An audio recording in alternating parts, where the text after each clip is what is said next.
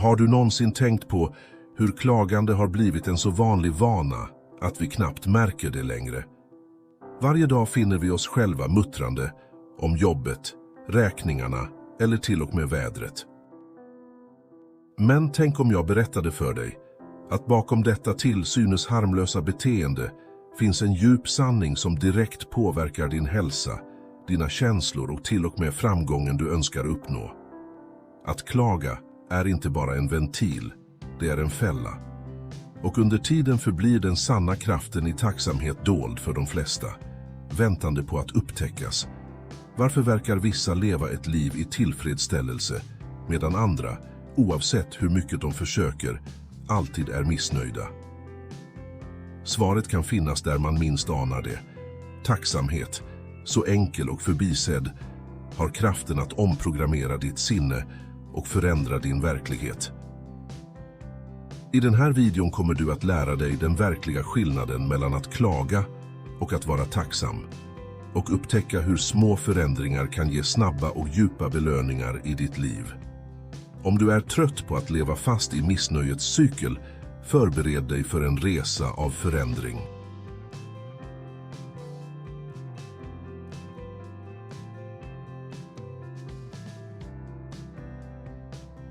Tacksamhet handlar om så mycket mer än att bara säga tack på autopilot. Det är ett sinnestillstånd som förändrar hur vi möter livets utmaningar. När någon är tacksam, även mitt i svårigheter, förändrar det helt spelplanen. Föreställ dig att gå igenom en dag full av problem och istället för att klaga, fokusera på de små bra sakerna som hände. Känslan av tillfredsställelse växer och det missnöje som kunde ha uppstått löses upp, eftersom tacksamheten får oss att se det positiva, även i de svåraste situationerna. Ofta vänjer sig människor vid att muttra över frustrationer utan att inse vilken inverkan det har på den mentala hälsan. Men när man praktiserar tacksamhet sker en betydande förändring. Den lär oss att uppskatta även de enkla stunderna, som en varm kopp kaffe på morgonen eller ett vänligt ord.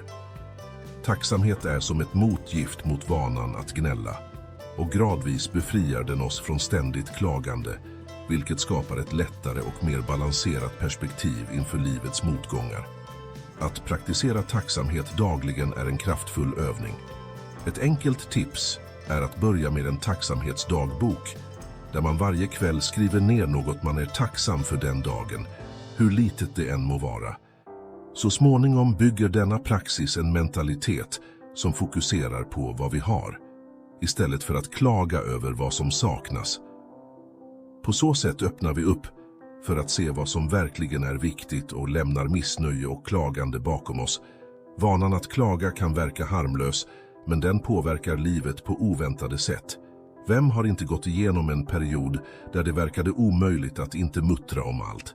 Kaotisk trafik, en krävande chef eller till och med en lång kö i mataffären. Gradvis byggs missnöjet upp, och innan man vet ordet av har klagande blivit ett mönster. Detta mönster intensifierar inte bara fokus på det negativa, utan kan också bidra till hälsoproblem som ångest.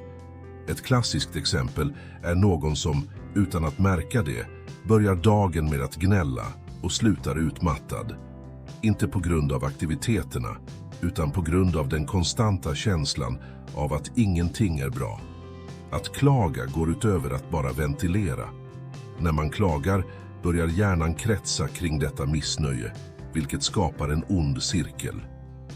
Varje gång man klagar förstärks idén om att världen är full av saker som inte tillfredsställer, och detta påverkar direkt humöret och den mentala hälsan.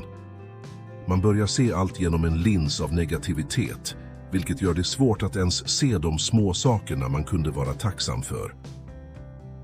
Den ackumulerade effekten kan resultera i mer stress, ångest och i extrema fall till och med depression. För den som vill bryta denna klagocykel är en praktisk strategi att skapa reflektionspauser. När du känner för att klaga, stanna upp ett ögonblick och reflektera över vad som verkligen stör dig.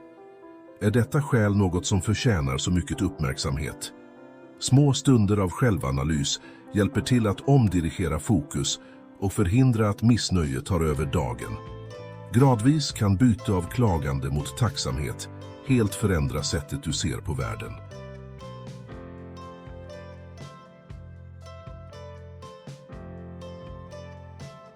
Ständigt klagande påverkar inte bara humöret, utan även hjärnans funktion. Varje gång en person muttrar eller klagar förstärks ett specifikt neuralt nätverk som intensifierar negativa tankar. Detta händer eftersom hjärnan formas av upprepade erfarenheter, och ju mer man klagar, desto lättare blir det att upprepa detta beteende i framtiden. Det är som att träna hjärnan att fokusera på missnöje, vilket gör vanan att klaga till en sorts reflex. Med tiden skuggas det som kunde ses med tacksamhet av denna negativa cykel. Forskning visar att klagande till och med kan skada kognitiva funktioner, vilket påverkar förmågan att lösa problem och tänka klart. Hjärnan går in i ett konstant alarmläge, vilket gör den mer mottaglig för känslor av ångest och pessimism. Vem har inte funnit sig själv klagande över något litet, som vädret, för att kort därefter bli irriterad över andra till synes obetydliga saker? Detta är effekten av klagande, som sprider sig och påverkar andra aspekter av livet. Missnöje blir ett filter genom vilket allt uppfattas. För att bryta denna cykel rekommenderas meditation eller mindfulnessövningar.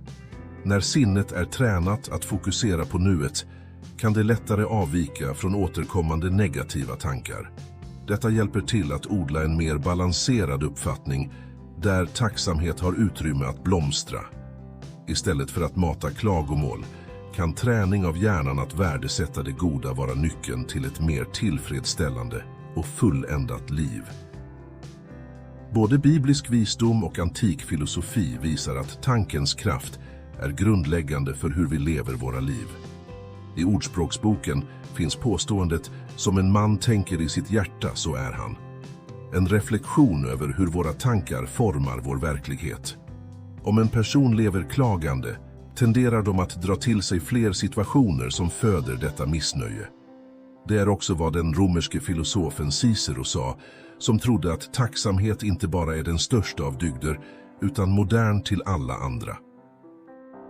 När vi odlar tacksamhet förändrar vi vårt perspektiv och skapar en god cirkel av positivitet. Dessa gamla insikter är fortfarande relevanta idag. När vi fokuserar på vad vi saknar eller klagar över det som inte är bra, fortsätter vi denna negativa cykel. De som ofta praktiserar tacksamhet känner däremot en påtaglig förändring. Man börjar känna sig mer kopplad till det man har, istället för att leva i ett evigt klagande över vad man inte har. Skrifterna och de stora antika tänkarna visste att våra tankar är frön. Om vi planterar klagomål, skördar vi missnöje. Om vi planterar tacksamhet, skördar vi tillfredsställelse och glädje. Ett praktiskt exempel på att tillämpa denna filosofi är att skapa en daglig stund för reflektion. Vare sig det är genom att läsa en inspirerande text, som Ordspråksboken, eller genom att öva meditation, kan denna tid ägnad åt att odla tacksamhet förändra hur vi möter vardagen. Denna övning förbättrar inte bara sinnestillståndet, utan stärker också kopplingen till det som verkligen betyder något i livet och leder oss mot en mer givande väg med mindre benägenhet att klaga. Att gnälla är en del av mångas vardag, ibland så automatiskt att vi inte ens märker det. Hur ofta har vi inte hört någon klaga på jobbet innan dagen ens börjat? Frågor som lönen som aldrig verkar räcka till eller tajta deadlines blir ständiga gnälämnen. Och det är inte bara på jobbet. Hemma är klagomål över hushållssysslor eller bristen på tid att koppla av också vanliga. Den här vanan att muttra över svårigheter istället för att söka lösningar förstärker känslan av att livet alltid är oss skyldigt något. När det gäller ekonomin är klagomålen ännu tydligare. Många går genom livet missnöjda med vad de tjänar, jämför sig ständigt med andra eller gnäller över räkningar som aldrig slutar komma.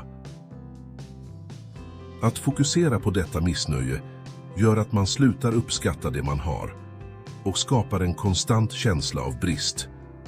I familjelivet blir små dagliga frustrationer, som konflikter med barn eller partner, ständiga källor till klagomål, vilket skapar en tung atmosfär där tacksamheten för de närståendes närvaro går obemärkt förbi. För att ändra detta krävs en medveten ansträngning att byta ut klagandet mot praktiska handlingar. Istället för att klaga på jobbet, varför inte lista små dagliga segrar? Och om vi istället för att muttra om ekonomin började fira små ekonomiska framsteg? Med familjen kan sökandet efter stunder av samhörighet, istället för att fokusera på missförstånd, förändra familjedynamiken. Små dagliga justeringar kan göra hela skillnaden mellan ett liv av ständigt missnöje och en tillvaro präglad av tacksamhet.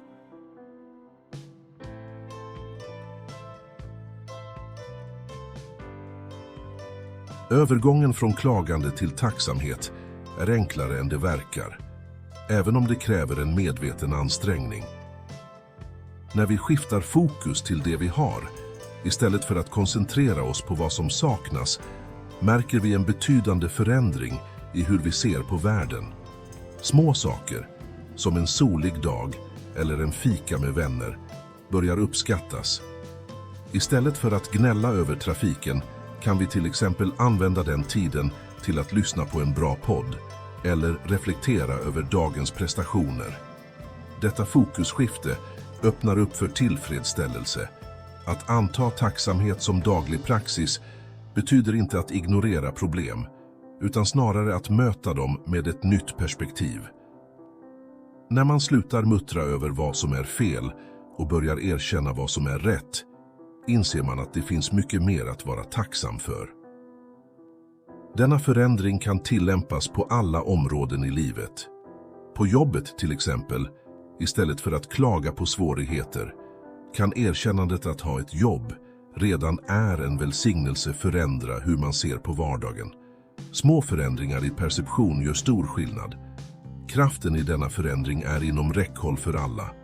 Att föra en tacksamhetsdagbok hjälper till exempel till att förstärka denna nya vana. Att varje kväll skriva ner 3 saker man är tacksam för skapar en verklig inverkan på hur sinnet börjar bearbeta vardagliga situationer. Det som tidigare skapade missnöje ger gradvis plats för en känsla av förnöjsamhet. Och så börjar livet levas på ett lättare och mer fullständigt sätt. Vetenskapen bekräftar vad vi redan intuitivt vet. Tacksamhet har en djupgående inverkan på fysisk och mental hälsa. Studier visar att människor som regelbundet praktiserar tacksamhet har starkare immunsystem och löper mindre risk att utveckla stressrelaterade sjukdomar som högt blodtryck eller ångest. Den enkla handlingen att erkänna och värdesätta de goda sakerna i livet aktiverar områden i hjärnan kopplade till njutning och välbefinnande, vilket ger en känsla av tillfredsställelse och minskar tendensen att muttra eller klaga.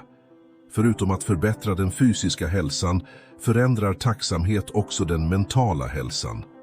Människor som odlar denna vana uppvisar lägre nivåer av depression och större känslomässig motståndskraft. Detta beror på att när vi fokuserar på vad vi är tacksamma för, tränar vi vår hjärna att söka det positiva, vilket bryter cykeln av missnöje och klagande. De som upprätthåller en tacksamhetsrutin, antingen genom en dagbok eller bara genom daglig reflektion, rapporterar en betydande förbättring av livskvaliteten med fler stunder av glädje och mindre gnäll. För de som vill känna dessa fördelar ligger nyckeln i konstant övning. Att börja med små handlingar, som att avsiktligt tacka någon för en vänlighet eller fira en liten personlig seger, aktiverar redan denna tacksamhetsmekanism i hjärnan. Gradvis ger känslan av missnöje och klagande plats för en mer optimistisk och hälsosam syn som påverkar både kropp och sinne.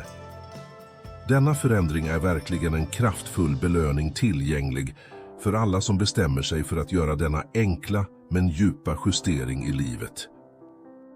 Att utveckla vanan av tacksamhet är en praktik som kan förändra livet, och en av de mest effektiva metoderna är att hålla en tacksamhetsdagbok. Varje dag i slutet av dagen kan man skriva ner 3 saker man är tacksam för. De kan vara enkla, som ett leende man fick eller en uppgift som slutfördes framgångsrikt.